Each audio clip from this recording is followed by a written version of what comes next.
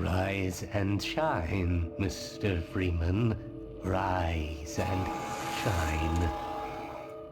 Not that Ladies and gentlemen, thanks for tuning back in to the Jaded Observer. Sorry we haven't been around, but I'm not going to apologize for anything, and I'm not going to give any excuses. We're back. Happy Easter. Today I have the producer with me. You guys remember him? Still doesn't have a name. Mr. Producer, how you doing? Oh, I'm doing well. What up? What up? Today is an easy little conversation. We're not going to be talking about a lot. We're just going to be summarizing current events and getting back into the swing of things, getting more episodes out. This one doesn't have a lot of production. I might even put it over some footage of Half-Life 2 or something like that. Talking over game footage, I think, is the new meta. What do you think? Talking over game footage has always been the meta. You are playing a game right now, are you not? Correct. Correct. Guilty as charged. Guilty as charged. I had to get into flow state, so I booted up Arms Race on Counter-Strike. CS2 to be precise. All right. Very good. So, to catch everybody up, there's been a lot going on in the world. The second term of Donald Trump is unlike anything else in American politics. That goes without saying. But it seems like, especially lately, over the past maybe month or two, it seems to defy reason itself.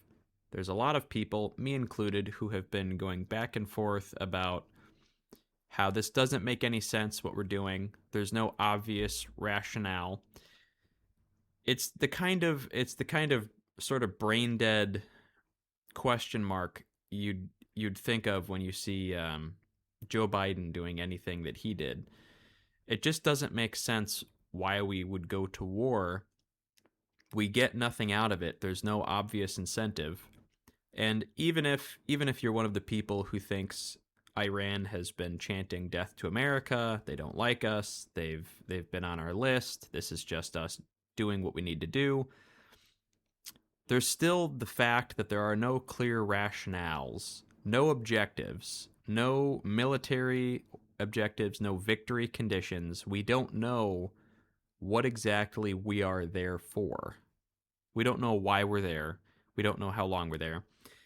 And the bigger problem is it seems like there are two messages being spun at once.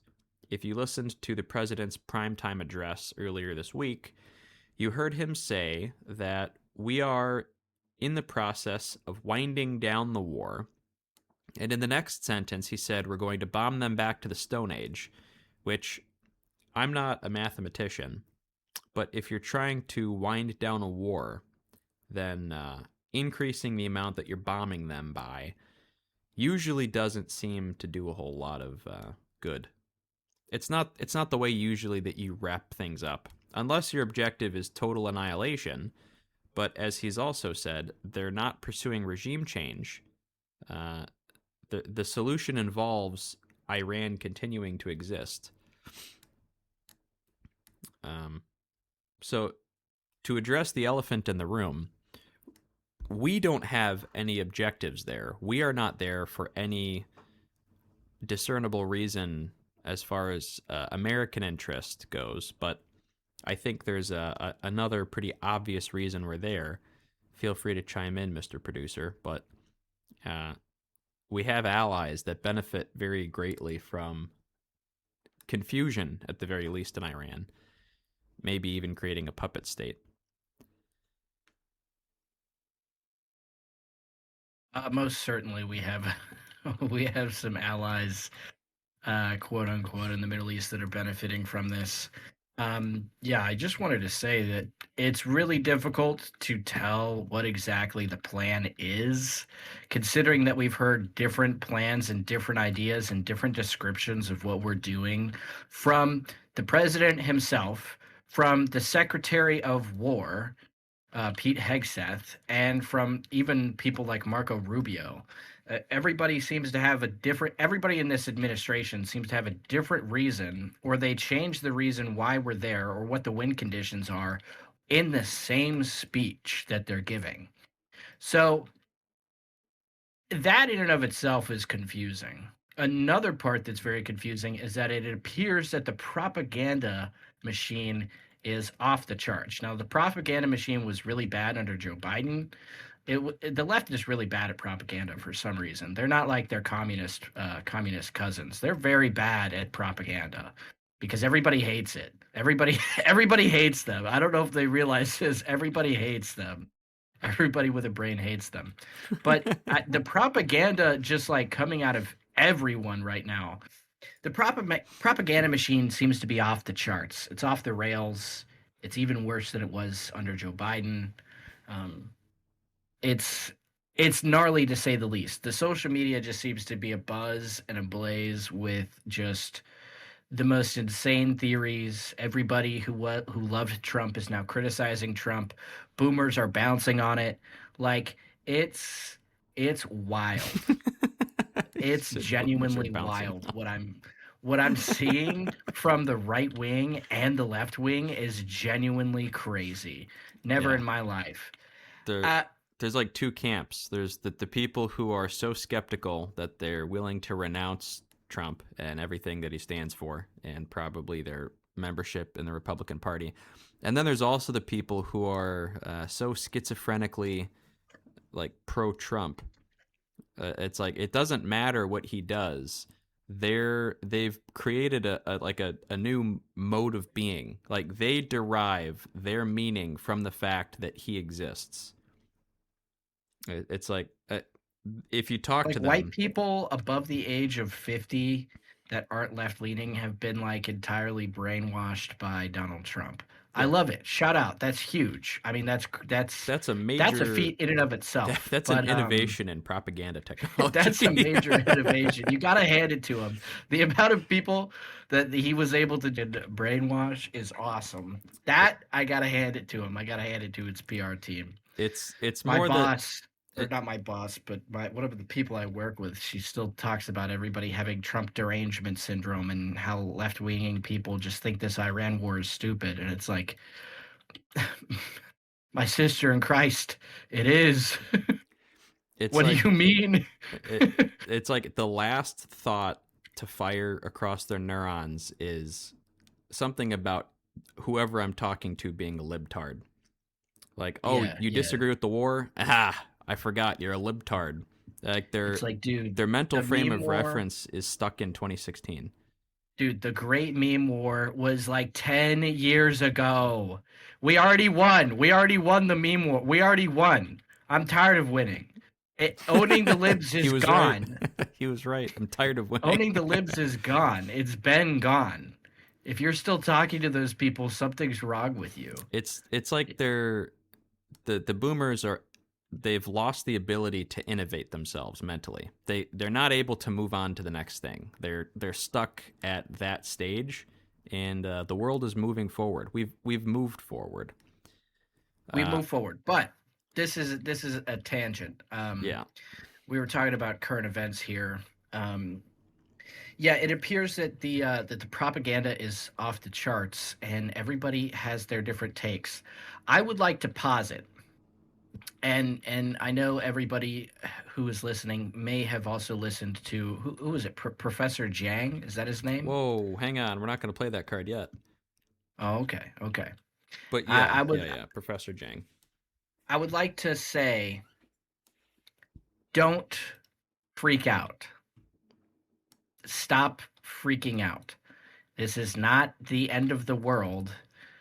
Revelation, most of it has already happened a while ago. So stop trying to peer into like not saying don't peer past the veil, but what I am saying is don't fall for the hype, either on the right or the left, in pro-Trump circles or anti-Trump circles, right-wing circles. Just chillax and let's take a look at this from an objective lens, all right? The people in charge of our government might be stupid, but they're also not stupid, if you catch my drift. They're very bad at managing their own people, but they have been conducting wars and clandestine operations for like 100 years now, almost. We have been constantly at war as a country. We have hardly ever been at peace, like abroad. At home, we've only had a couple of wars here on our home soil, but like abroad, we've almost always been at war. So we are very good at this. And I would also like to posit that Donald Trump is not stupid. It might No. look like he's stupid. Those of you who are fans of chess, Levy Rosman likes to say, "Oh, and he sacrificed the rook." I would say right now that Donald Trump is sacrificing his reputation. He's sacrificing his reputation. He's sacrificing what it looks like almost everything with his But it's base. not a blunder. I don't think it's a blunder. No. It's a calculated sacrifice. You have to sacrifice a few pieces every now and then. I agree with your posit, and I'd like to add, you can tell something is happening because nothing makes sense. And when nothing makes sense, that's a sign that there's more going on behind the scenes. For example, the left wing in the United States is so upset about this war in Iran, and the right wing is either upset about it or they're so petrified, or not petrified, maybe petrified, that their minds are so addled by a combination of lead poisoning from all the paint chips and that 1,000-yard fluoride stare that they're not really able to tell what's going on. But one thing is for sure, he said he was not going to launch a forever wars. And in 2016, his sincerity was what got him elected. The sincerity and the earnestness behind his words, the fact that he wasn't a lying politician. Now, I don't think in the 8 years since then he has become a lying politician, but I do think there's something about that chair.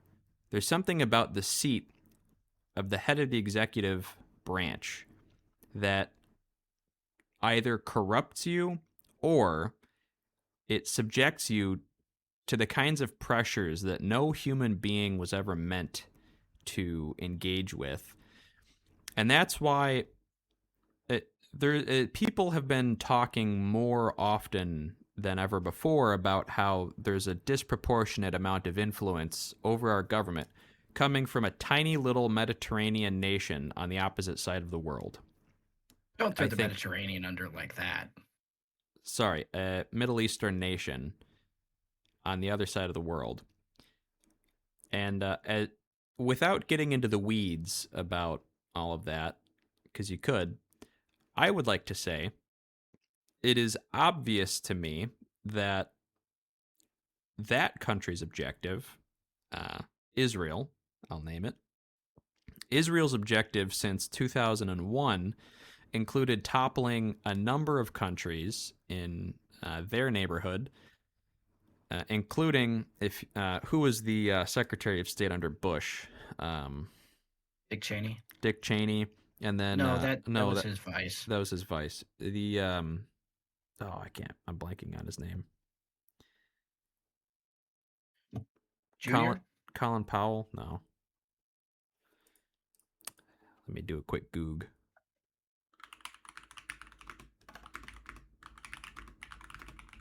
Secretary of State under Bush. Colin Powell. Yeah, it was Colin Powell and Condoleezza Rice. Yeah. So those two scumbags, knowingly, it's come out.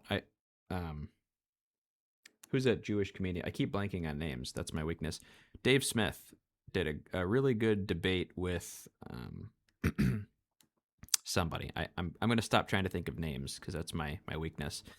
But Dave Smith had a good debate basically about 9/11 and the reason why we were manipulated into invading Iran for no good reason. Everybody knows at this point, it's common knowledge, there were no weapons of mass destruction. The real reason is that the neoconservative government at that time was in deep cooperation with the government of Israel, and one of their primary objectives was toppling the regime of Iraq, Saddam Hussein, who was avidly anti-Israel. And we did that. After that came the toppling of Syria, Lebanon, the annexation of Gaza. All of these different tactical objectives, part of the Greater Israel Project, have been accomplished one after the other. It should come as no surprise that the crowning achievement of that operation is the subjugation of Iran. If it's obvious that there's no reason for us to be there, it's been weeks. We still don't know why. We don't know to what extent. We don't know when we'll leave. We're obviously there because our ally has leveraged us into assisting them.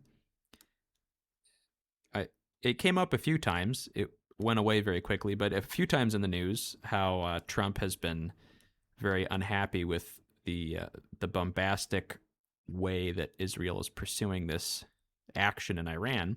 But we're obviously there because we are allied with them, and AIPAC has a disproportionate amount of influence over our government, and it's cost us American lives. It's something that is not in our interest. We have no stake. We gain nothing on its face. But like you said, and this is not an original thought, obviously, this comes from a little bit of Professor Zhang. But like you said, what happens when you need to sacrifice your reputation to make some moves? That includes Trump's reputation, but also the idea of wars in the Middle East. If there's no rational reason why we're there other than we've been bullied into it, then the important thing to remember is how can the savvy politicians in Washington, stupid as we may think they are, like you said, they've been waging wars for hundreds of years, how do they spin this to their benefit? If you're part of the tech establishment, you're going to be selling weapons. If you're part of Palantir, you're very happy that they're using your artificial intelligence to get the coordinates for Tomahawk missile strikes, killing many future terrorists. Good job. Anthropic, thank you. ChatGPT is directing our cruise missiles. Very good. Very good. Check that one very off. Good. Very good. Very nice. Check that off the box or off the list. Incredible. If you're part of Congress, then your war stocks are doing quite well. All that money you invested right before we declared war is doing phenomenally. I'm very happy for you. But what does Trump gain? Like I said, his earnestness and the sincerity of his concern for America were what characterized his first presidency. I think it's possible that he's been pressured into doing many things, but I don't think completely flopping on his values is one of them. So what could his possible motive be for doing this? Toppling the neoliberal or neoconservative, they're really the same thing, two sides of the same coin. Toppling the old world order, the one that was established really by Reagan once we knocked over the Berlin Wall and eliminated Soviet influence. The system right now is that the United States is the world's police, and all of our allies, they're not really allies, they're more like vassal states, all depend on the credibility of the American threat of force, and that's backfiring spectacularly, especially in the Middle East, as Qatar, Oman, Saudi Arabia, UAE, all of these allies are realizing that America can't really defend them, and that the old way of doing things is over. There's this, it's the same philosophy as, protectionism in trade. Shifting the focus away from this globalized, interconnected system, which is really designed to benefit a select few at the top, the monopolies that people like Teddy Roosevelt tried to bust, and shifting that towards protectionism, protecting industry and the economy inside the United States. Same concept. by allowing this to happen, because really he didn't have much choice, or if he refused, who knows what Israel would have done. I would never put it past them to use nukes. Like, if there was one country in the world that, when it seemed like the American credible threat of force dries up, they don't have a lot of credibility, because there's a lot of people that don't like them. They would come out with a left hook and just start nuking the places that they want to change the regime of, because they're that kind of wild card. They put dynamite inside pagers. They planned for like 10 years to get explosive pagers into the top ranks of what wasn't Hamas, it was Hezbollah, wasn't it? Yeah, like 10 years of just figuring out, and not even a tactically effective plan. The only purpose was just to sow chaos and to inspire fear amongst their enemies. That if that's the kind of military strategy you're rolling, and it seems like Netanyahu's government is definitely leaning that way, I wouldn't be surprised if they came out of left field with a nuclear strike. So, on the one hand, it's good that China and Russia both said that they would glass Tel Aviv if Israel brought out nukes in this war, just to keep the wild animal on the leash. No disrespect. No disrespect. No disrespect. If any Israeli super donors want to sponsor the show, no disrespect. My opinion on that could change overnight. Either way, the objective, the outcome is, if we have to be here, we can at least kill the idea of the global American police state, and instead focus, like our Secretary of War said, on the greater North American continent, securing our territory, securing our hemisphere. No one is talking about this. Everyone's worried about the global economy because of oil shortages, and absolutely it's getting pretty bad in China. Womp womp. But like Trump said, the United States and North America in general is sitting on such a massive reserve of oil and natural gas. This does not really need to affect us. And I remember thinking before, as this crunch is getting worse, why on earth isn't he nationalizing our oil production and getting something moving? But I think it's because he needs the global system to collapse so that people no longer rely on the Middle East, and maybe even to break the Middle Eastern oil supply to the point where it doesn't work anymore, at which point he opens up American production, and then boom, you have the greatest economic development and growth in this hemisphere possibly ever, because all of that money that was going to the Middle East, to these backwards countries full of people that hate us, to now it's lining Americans' pockets. And obviously it's going to line the pockets of... Buy oil stocks and then hold them for 15 years. That's not financial advice. That's not financial advice. It's not financial advice, but if you're a dummy, you will not buy oil stocks. If you're a dummy, you won't invest. But what did we do right before this war in Iran, right before the big crunch on oil? We took over Venezuela. We took over the country in our hemisphere with the largest oil reserves and oil prospects, possibly in the world. I thought I heard someone say it was the largest in the world. But Venezuela... I just want to say... Yeah, go ahead. That it's... When you hear the President of the United States say things that haven't been said for a long time. I mean, I can't think of the last president... Who was the last president to do American expansionism? Teddy Roosevelt? Yeah. He might have been one of the last ones. There might have been a few after him. But almost no president has talked about, like, seizing land. Our president, since his campaign to become president, he has constantly talked about seizing Canada, seizing Greenland, seizing and putting pressure on Mexico, South America, some of his biggest talking points were like putting pressure on our countries that are closest to us. And honestly, from a geopolitical strategic standpoint, that makes a whole lot of sense. Way more sense That than is what Iran. that's what Russia is trying to do. That is what China's China is doing. trying to do. It makes a lot of sense because the system that happened after 9/11 and after we invaded the Middle East, after the fall of the Soviet Union, where America basically protects global trade and props up the whole system of globalism in and of itself. Um, we were supposed to get the long end of the stick, but we got the short end of the stick because we ended up paying for everything. Um, and Professor Jiang expressed this very, very well. Not that that's something he holds to, it's just an idea that he was positing. Could be something that Donald Trump is thinking about. I don't think Donald Trump is stupid.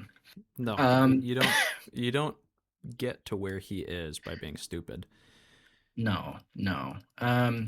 And I'm also not saying that I agree with this Iran war, but what I do agree with is American aggression, America staying on top, and seizing our assets and making sure that our borders are protected by making sure that our dude, the longest unprotected border in the world is America and Canada. Why haven't we just annexed Canada? I don't know. Canada But is a failing nation.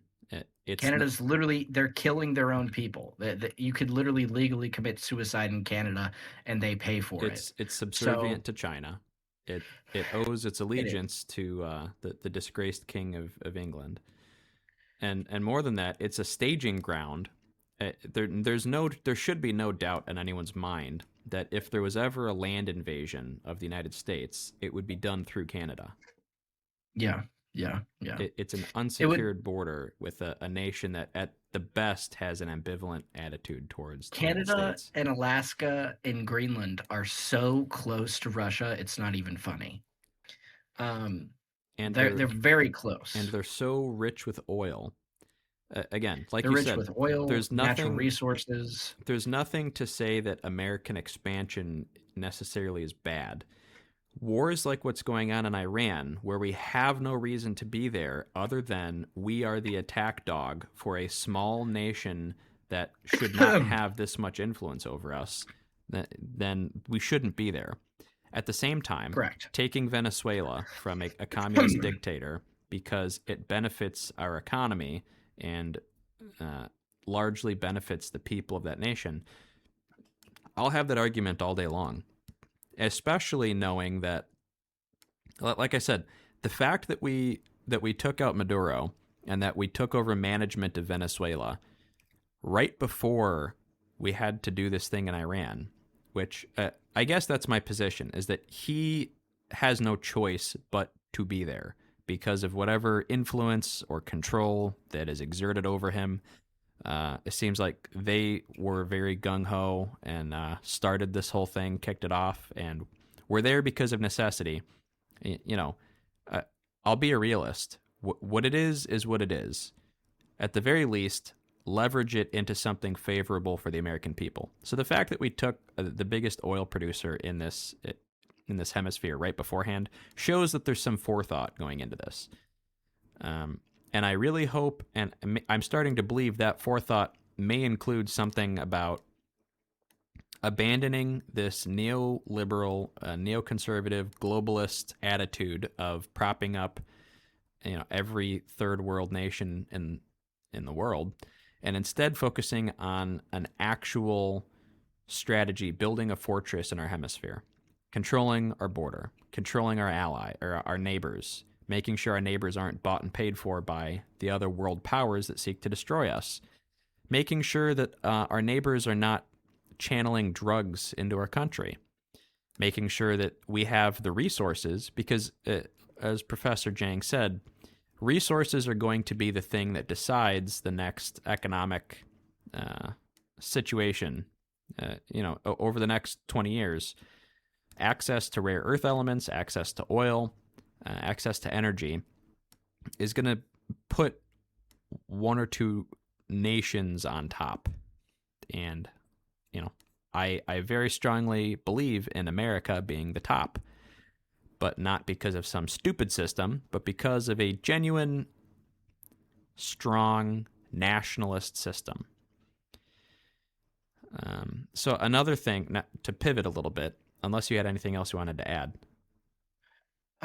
No, I think it's, another aspect of that could be, Professor Jang was talking about, resources kind of strategically placing America as something that has basically all of its natural resources ready to go and under their control whenever kind of global trade collapses, as we're seeing. And he is putting strain on global trade with all of his tariffs, which is something I'm a big fan of. Yes, it hurts. It hurts Americans. There's some pain here. And no, our economy, everybody says, oh, the stock market is up, but the average American is suffering. True. Truth, Nuke. Very true. Now, what Professor Jang did not mention is, I think, another facet of this. You said that Donald Trump is unfortunately being pressured into this war that doesn't really do anything for us. He seems to be spinning it into something that kind of collapses global trade. But another thing is, when I said he sacrifices his reputation, he's sacrificing his reputation in the name of that everybody in our generation will never be in favor of a global war of that type ever. Everybody of our generation, not talking about the boomers because they're all dying, they're not the next generation. They're not It's going to so be the true. people in control. Same with Left millennials. or right, no one Left is or going to right, support any kind of nobody's foreign going to intervention support like that. foreign, like, not just foreign intervention, but like foreign influence. Everybody hates the idea that Donald Trump is controlled. Everybody hates that so much. Everybody's They hating on hate APAC. they hate APAC, they hate foreign money, they hate big corporations. They see the corruption very visibly. And I think what he did was, Barack Obama did a lot of the same things that Donald Trump is doing right now, but he kept a good face. He was a good little boy. He has a higher kill count than Donald Trump. He has a higher deportation count than Donald Trump. But he was a good little boy and he spoke highly and politely, and the news loved it. They ate him up. He was the first black president of the United States. They ate him up like cotton candy. They loved him. He was so well and soft spoken. He was gay. It was awesome. We had a gay black president who was married to a man, and the media ate it up. He shoved in your face as like the greatest president that ever was. Arguably, he was worse, what the left hates and what the right hates for every single topic of discussion. But he was remembered as being super great because he had the media on his side and he did what he was told.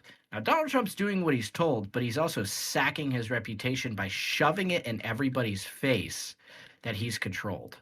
This sounds like QAnon bullshit, but I mean, what Josh said was really, really accurate when saying that making that strategic move to invade Venezuela, like with boots on the ground, like just taking their president, you know, unprovoked, just bombing bombing their random ships in the ocean for, oh, they're running drugs. We're just bombing boats. We're just bombing boats in the ocean. We're kidnapping their president. We're laying waste to their entire infrastructure and like power grid, and then just taking out their president, putting him on a helicopter and flying him out. And then at, the State of the Union address, like ordering all of the members and, one of the soldiers who was a Giga Chad, by the way, who like flew and piloted a helicopter to insert the special operations Delta dudes forces. that they were gonna kidnap the president. He had like 4 bullets ring through his legs, and while he was bleeding out, he piloted and landed a helicopter and inserted the special forces. Badass. That's sick. No That matter is what, badass. no matter what you think about this current, situation in Iran is going on. That's sick, but it's also extremely strategic. It's not retarded. It's very smart because we're securing assets close to home. And everybody will say, oh, but the first oil tanker went to Israel. Yeah, yeah, yeah, yeah, yeah. Yeah, yeah, yeah, yeah, yeah. Yeah, Jews and Israelis control a lot of things. Spoils of war. This is their war. Correctamundo, you stupid idiot. Like, dude, I don't think Donald Trump is stupid. Yes, he is controlled. Yes, they do kind of have his balls in a vice, unfortunately. And so does all of the states that are not putting up with this bullshit. So is all of Congress. Congress is useless. But he's sacking his reputation, and nobody will ever want to see this type of bullshit again. What they're going to want is they're going to want American protectionism, like you said. They're going to want non-interventionalism. But also at the same time, we're going to reap the benefits of, hopefully, annexing Canada. We seem to have gotten a good agreement with Greenland. It wasn't very publicized, but we did, in fact, reach an agreement with Denmark in that we can have troops and bases stationed there again. So we do have soft control over Denmark. And the disruption of the oil not only places strain on the global economy, it places strain strategically on China, because China is extremely dependent on American, Venezuelan, and Middle Eastern oil. They're not getting Venezuelan oil anymore. They're not getting Middle Eastern oil anymore. They can get their oil from Russia. 70% of their oil came from the Strait of Hormuz. Now they can get their oil from Russia. But not nearly as much. Not nearly as much, and that's only if Russia's playing nice. That gives it a lot of this gives power to the two biggest players. Basically, the world is going to be split kind of in half, with Europe in the middle, is the United States and Russia. It's going to be kind of another Cold War scenario. And also him picking the fight with NATO is just as strategic. I mean, extremely strategic. Europe refuses to get on board with the Iran thing. And, understandably, why would they? We don't even want to be there. I'm sure they don't want to be there. But at the same time, it's sort of humiliating them, just as they're losing a lot of their own oil because their options are either Russia or the Middle East, and the Middle East is not delivering. So now they have no choice but to reevaluate their relationship with the United States, not as peers, but as I wouldn't say vassals, but with deference. Master and slave.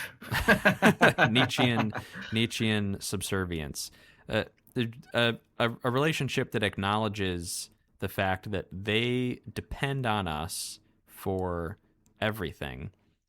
Not the kind of subtle, assumed neoliberal way, but in a very real, tangible, in a real, tangible way that benefits the American economy. Why are we the muscle for the entire world? Why do we prop up the Middle East as the money pit for the world? Why does all of that money for oil go through there? We have to protect them. We gain nothing. Ridiculed by Europe, who puts their noses in the air at the idea of serving America, while the Russian sphere of influence is at their very doorstep. Whereas in this new system, China gets 70% of its oil from the Middle East. That's not going to be possible anymore. Probably. I'm assuming that the Strait of Hormuz is going to be a complicated issue for a little while. So now China, who is also the largest holder of American debt, is going to be depending on American oil for to exist. Like, people in China can't fly. Oil is like $15 a gallon in China right now. They are, for every bit of complaining that Americans do about how this war is squeezing us, you don't even begin to understand. In Cuba, they can't turn the lights on. Yeah, you can't even comprehend the pressures being felt around the world. So my thought, the world is changing. The old neoliberal system is dying. What's going to happen is, I think the walls are going to fall down at some point, and America, not in a glorious display of power and overcoming, but through backlash and the careful strategic framework laid out, is going to find itself in a sort of reversed position, where before we were the downtrodden sort of brute protector of the world. Everyone enjoyed the privilege of American protection, and out the other side of their mouth, constantly, laid America low, had no regard for it. Now, we don't have fake power, the kind of fake power that can't protect the Gulf nations from Iranian rockets. Instead, it'll be real power projected over here where it matters, real control over resources, and real respect from the rest of the world that suddenly has to play ball because America got its balls out. They got to play with balls. They got to play with balls. Sort of a backdrop to that. The last sort of piece that doesn't make sense to this, there's a lot, but the last major piece, why is Trump surrounded by all of these dystopian AI tech companies, all these CEOs, Peter Thiel, openly gay, by the way, who's the his little buddy, the other one? Alex Karp? No, not Alex Karp. The one was Palmer Luckey? Palmer Luckey, I believe, also gay, by the way. All of these homosexual AI championing sort of transhumanist antichrist figures. Why is he surrounded by them? My thought on that is there are elites that we're familiar with, the targets of Drain the Swamp, the original Animus, the original public enemy number one. If you were a Trump supporter in 2016, you knew about the elites, the deep state, all that stuff. There are elites, but what no one talks about is that there are counter elites. Basically, the system that controls everything, the thing exerting pressure that would make Donald Trump do something like launch this invasion of Iran, the thing he can't stop, is not a monolith. There is not a circle of people in chairs saying we will now, kind of like Smithers from The Simpsons, we will now make him invade Iran. Instead, it's this sort of organic pseudo life form, right? The way that companies are kind of living things, you treat a company the way you would treat an organic being.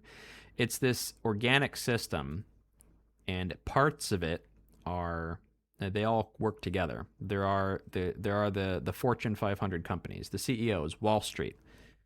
There's Wall Street, there's the intelligence community, there are the wealthiest families, the Federal Reserve, the Rockefellers, the global banks. All of these are different parts of the machine. Soros's. And some of them are the legacy elite, but there's also the counter elite. Just like there's countercultures, the power is always moving around.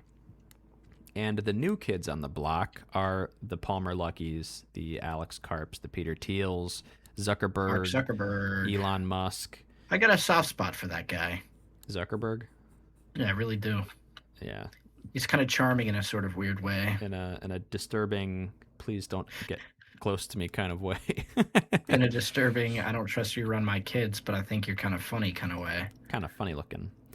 Yeah, the tech guys want to become the new elite, because when you have so many billions of dollars, you're not.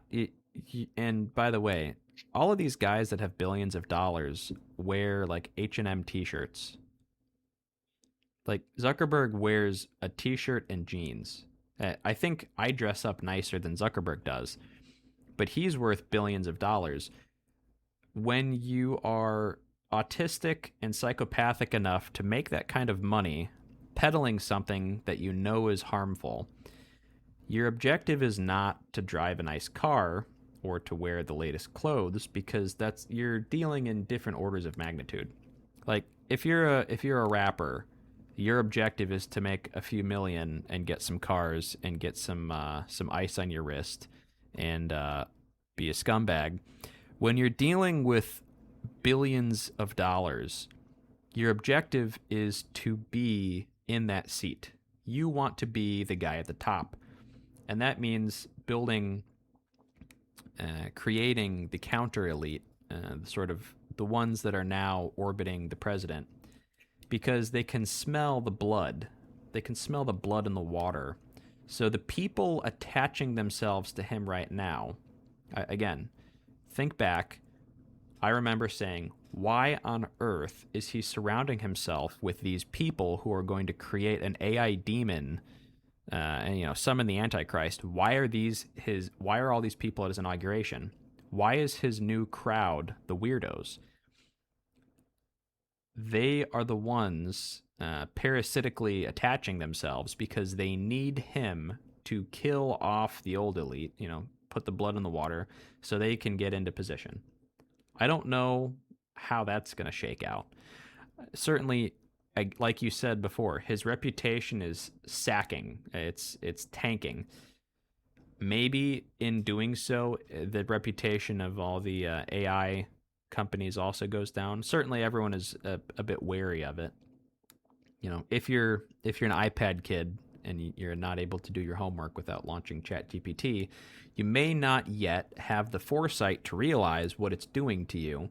But rest assured, by the time your hormone-addled mind is done with puberty, you're going to realize, to your horror, that you can't put together a complete thought without outsourcing it to the hive mind. And my heart goes out to you, because as bad as it is for me trying to be creative without using artificial intelligence, I can't imagine being unable to read a book. It takes a lot of effort for me to read a book. I'll be honest. It's hard. I can't imagine what it's like being an iPad kid. Rest in peace, reading comprehension scores on the ACT. Well, they already did that when they got rid of phonetics. Or not phonics. When they got rid of phonics and started doing the whole language learning method. Now kids can't sound out the parts of words. They just recognize the words as wholes. Phonics was the far superior method. Anyway, we've been going on for about 50 minutes. To summarize this conversation, the world is changing. Don't be scared. Probably it's going to get a lot worse, but at the end of it, I think it'll get better. Right? I'm hoping and praying, but like Scripture says, I don't put my trust in horses. I don't put my trust in men. I don't put it in princes. I don't put it in the powers of this world. My only hope and trust is in the saving grace of Jesus Christ. Amen. That's the only real thing that I can grasp onto in these trying times is Jesus Christ. And, where Easter is tomorrow, he is risen. He didn't stay dead. He got up out of that grave. And that's what you should put your hope and trust in. Not in Donald Trump, not in tech bros, not in stocks, not in, some sort of niche political ideology. Don't be joining retarded, political groups that you think are going to, save the world and they're going to take over the government. Wrong. Not happening. Just lean on Jesus Christ. I would certainly like for Donald Trump to be having a greater plan at play here, and it certainly is looking like that. I don't think he's that stupid, and I think he's kind of telegraphing all of the things that he's planning on doing. I'll say a couple of things in closing. Don't listen to what Donald Trump says, but listen to what Donald Trump says. I'll say it again. Don't listen to what he says. Listen to what he says. Look at the moves he's making. Listen to what he says, but don't listen to what he says. And then also at the same time, when you're thinking about, the global elite, the powers, the principalities, the deep state, if you've ever watched the TV show The Sopranos, or you understand how mafias work, or you understand how power works at all, it is never just a single cabal that controls everything. Is it Kabbalistic? Yeah, of course. That's totally involved. But no one person or one group has power over everything, and everybody has different objectives. Everybody's backstabbing each other. Everybody's making moves to be in total control. And that's why we aren't under a one world government yet. Some people would like that. A lot of people would not like that. And it's like the different families in a mafia family. Do they all do the same things? Yes. Do they all have a sort of similar objective? Yes. But they backstab each other all the time. They make moves all the time. They kill each other all the time. Um, they aren't all a cohesive unit because it's a bunch of different people who have a lot of power who are trying to achieve not only the objectives of the mafia and their family, but the objectives of themselves. So if you're still looking at, the elites or the Jews or the Israelis and you think that they control everything, you're retarded. Do they control a lot of stuff that you wish they wouldn't control? Yeah. Yeah. Are they a monolith? No. By no means. Even in Israel, they're not a monolith. The only reason Benjamin Netanyahu is in power is because he kind of low-key did a soft coup. They almost had a civil war. They had a constitutional crisis. And as soon as he's out of office, he's going to jail for corruption charges. Exactly. Yeah. So, try to think about stuff in a little bit more of a dynamic sort of way because reality is dynamic. It's all nuanced. Just think about how nuanced it is. Well, it's dynamic. It's dynamic. That's a funny joke. Yeah, it's actually more nuanced than that, but it is. Some things are black and white. A lot of things are gray, and you actually get to pick and choose. And buy oil. Buy oil stocks now. Not financial advice. Not financial advice. Not a sponsor. Buy oil right now. Oil futures. True.